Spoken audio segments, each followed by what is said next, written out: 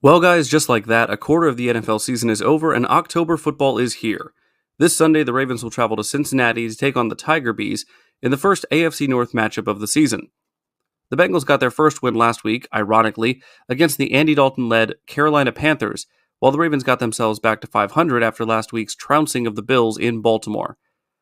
Like the Ravens, the Bengals have scored more points each week this season, but the same can't be said for their defense. For seemingly every good ranking that they've had on offense, they've almost always had an equally poor ranking for their defense.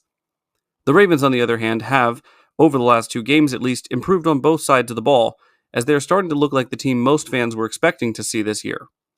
The Ravens' regular season record versus the Bengals since Lamar took over in 2019 is 7-3, and while I will, of course, give you my score prediction at the end of this video, I'll tell you right now, I believe that record is going to be 8-3 come Monday morning. Let's get to it.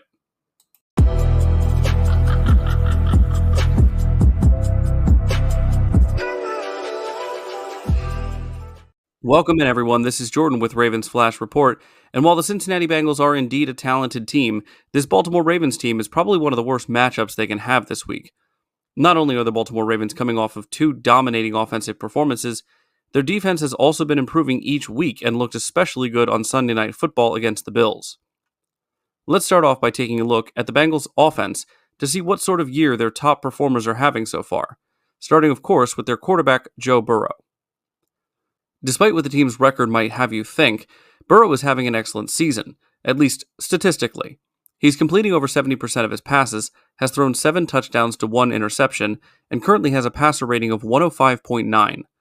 He's also averaging nearly 245 passing yards per game, which could be problematic for this Ravens defense unless they play as well as they did last week against Josh Allen and the Bills. Through 7 games, Burrow is 3-4 against the Ravens, throwing for nearly 1,900 yards, 12 touchdowns, and 4 interceptions, with a combined passer rating of 98.5. These are decent numbers in only 7 meetings, but while career numbers are interesting to look at and can sometimes be helpful, it's more important to factor in the most recent data when looking at performance. 941 of the 1,879 passing yards that Burrow has thrown against the Ravens over his career came from just the 2 games in 2021, which account for 50% of his entire yardage. Along that same line of thought, his 7 touchdowns from the same year account for 58.3% of his 12 total passing touchdowns. If we want to look at the 4 games he's had versus the Ravens since then, he has a record of 1-3 and has thrown a combined 755 yards or 188.75 yards per game with a completion percentage of 64.4%, 5 touchdowns, 2 interceptions, and a passer rating of 85.3. Burrow didn't take a sack last week facing the Panthers, but he was sacked 8 times during the first 3 weeks, a total that this Ravens defensive line should be able to add to. Let's now take a look at the weapons that Burrow and this Bengals team have at their disposal. So far through 2024, Ja'Marr Chase has led the way in targets with 24, followed up by tight end Mike Gesicki with 19. Both, unsurprisingly, are 1-2 in receptions and yardage as well. Over the last 2 weeks, Chase has caught 9 of his 13 targets for 203 yards and all 3 of his touchdowns. Gesicki took a step back last week, catching his only target, but at a loss of 9 yards. The previous 2 games against the Commanders and the Chiefs, he caught 11 of his 14 targets for 138 yards. Wide receiver T. Higgins was out for the first 2 weeks, but over the last 2 games he recorded 9 receptions on 16 targets for 99 yards. This trio of pass catchers pose more of a risk to this Ravens secondary than the Bills players last week in my opinion. And with Burrow playing well despite the 1-3 record, I'm really hoping that our safeties and corners play as strong as they did against Josh Allen last week. The rushing attack from this Bengals team is not at the top of my list of concerns in this game. Not only because the Ravens defense is number 1 in the league against the run in both attempts and yards, allowing only 231 total yards on 76 carries, but also because this Bengals backfield isn't one that strikes fear into opponents. The combination of Zach Moss and Chase Brown have improved from a yardage standpoint each week, so I'm not being dismissive of them from a skill perspective. In fact, I think Zach Moss poses some threat to the Ravens, but purely from a receiving aspect. So far through 4 weeks, he's caught 12 of his 15 targets for 96 yards, as well as a touchdown last week against Carolina. That being said, the Panthers are 29th against the run, giving up 148 yards per game, and the Commanders from the week before are 23rd, giving up 136. So, like I said, I'm not as worried about that aspect of their offense. So let's move on to their defense, where the Bengals are ranked 25th against the run, allowing 582 rushing yards, averaging out 145.5 per game. They rank 11th against the pass, allowing 725 passing yards, which is good, but teams have only attempted 113 passes against them, which is the 7th fewest amount. Teams have also completed 79 of those 113 pass attempts, which has a completion percentage is 70%. Now, what this tells me is that since teams can run on the Bengals at will, they don't need to pass the ball nearly as often. Also, that means that because opponents are controlling the flow of the game on the ground, they're getting advantageous looks when passing the ball. This opinion of mine is backed up by looking at the rushing yards and passing yards of each opponent that they've faced. Where teams have succeeded on the ground against the Bengals, their passing numbers are lower, and the same is true in reverse. In the game against the Commanders, the Bengals held them to 108 rushing yards, which was the fewest against the Bengals so far this year, but the Commanders also had their highest passing total yards against the Bengals with 248. Even with the obvious weakness against the run, if the Ravens want to move the ball consistently against this Bengals defense, they have to mix up the play calling. Even a team that's bad against the run will do well against it if they know it's coming. The offensive line for the Ravens is starting to come together at a good time, too, but they shouldn't be nearly as tested against this Bengals defensive line as they have been in weeks 1 through 4. Trey Hendrickson leads this team in sacks with 3, but including him, the team only has 5 total sacks heading into this game. As long as Lamar is smart with the football, sacks and turnovers shouldn't determine the outcome of this game. The Bengals defense is holding back what may otherwise be a competitive team, and the Ravens would do well to take advantage of that. Speaking of the Ravens offense, let's talk about Lamar and how he is quietly having another great year. He currently has his second highest completion percentage, his lowest interception ratio, a passer rating over 100, again, and that doesn't even take into account what he's doing when running the ball. He's on pace to break 1,300 rushing yards.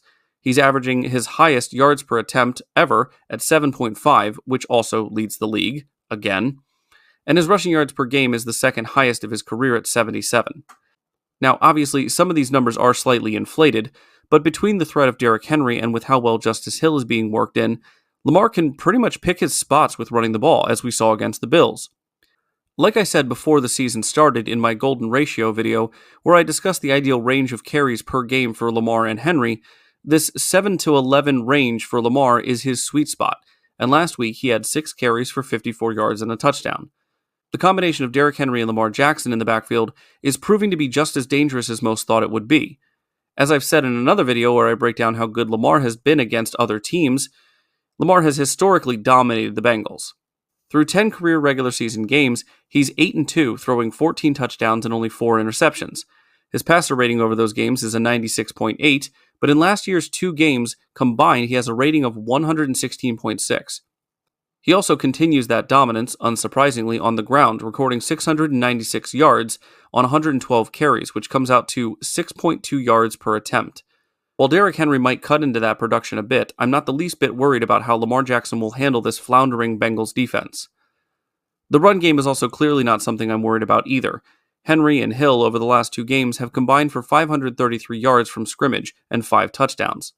In the video I put out just a few days ago, I brought up that the diversity in usage between Henry and Hill in the run and pass game is one of the biggest driving factors on why this offense is playing as well as it is, and moving the ball as productively as it is. With the way that this offense and rushing attack have been progressing over the last few weeks, I wouldn't be surprised if we see a third 100-plus yard rushing game from Derrick Henry on Sunday. Now, I consider myself to be a realistic fan of the team. I understand that there's only one ball to go around on each play, and if the Ravens are going to run it 40 times a game, that's certainly going to limit the impact of our pass catchers. Now, hopefully the Ravens can find a bit more balance in that department, because the last thing I want to see is another offense built like the 2019 one, where if the run game is shut down, we don't have any answers.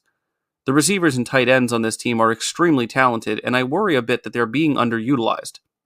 Don't get me wrong, I'm glad the run game has been so good over the last 2 weeks, especially compared to how it started, but the number of targets to guys like Andrews, Bateman, and Aguilar is starting to concern me a bit, especially Andrews. I'm not someone that believes that Mark Andrews is washed just because he's started off the season a bit slower and he's being asked to block more than before. But he's had 2 games in a row with only 1 target, and he's caught neither of them. Having said that, I don't want the Ravens to go too hard the other way either, as they have in the past, and forget about running the football. I'm hoping that once the run is established in this game, Lamar will start hitting some of his pass catchers to get them more targets and get them involved more to balance out this offense and engage all of the skill position players. When it comes to the Ravens defense versus the Bengals offense, my only concern, as I mentioned before, is our secondary versus Cincinnati's talented group of wide receivers and tight ends. Even with that, the growth in situational awareness shown by Zachary Orr over these last 2 games has given me a lot of confidence. I don't believe that either Zach Moss or Chase Brown will be extremely dangerous running the ball against us, but as we've seen with Justice Hill, a running back receiving out of the backfield can have a serious impact against a defense that isn't prepared for it. While the receivers and tight ends of Cincinnati are talented, I believe the Ravens' pass rush, especially our front 4, are more than capable of creating pressure and disrupting Joe Burrow's timing. The Bengals' offensive line has not been great at protecting Joe Burrow from getting sacked, already allowing 8 on the year as I stated earlier. So there should be plenty of opportunities for this defense to disrupt the pass game and even get to Joe Burrow multiple times. Looking at these teams overall, I believe the Ravens match up quite well at this point in the season against the Cincinnati Bengals. The Ravens' defense is starting to look like we thought they would before the season began, and the offense is one of the top scoring in the NFL to go along with 2 of the top rushing threats in the league. While I do think the Ravens win this game, it's still a divisional matchup, and these teams play each other pretty close whenever they meet, so I'm not expecting a blowout like we saw against Buffalo. My final score prediction for Week 5 has the Ravens winning 31-21. I appreciate all of you for checking this Week 5 preview out. If you enjoyed it, go ahead and give it a like.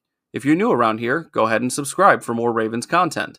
Lastly, comment down below your score predictions for this AFC North matchup. And as always, stay safe out there and go Ravens.